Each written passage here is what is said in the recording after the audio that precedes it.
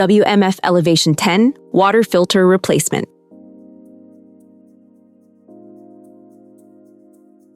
Select the operation menu item, enter the PIN, and then navigate to Install or Replace Water Filter under Maintenance.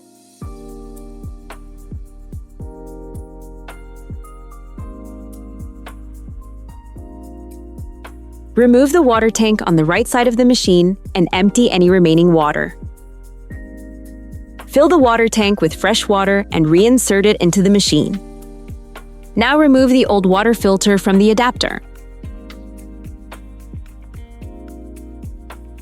Now place a 3-liter container under the spout.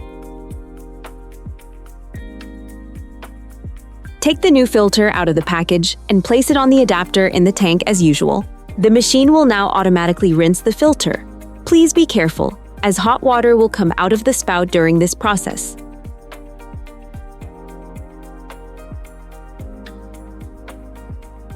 Once the rinse cycle is complete, the machine is ready for use again.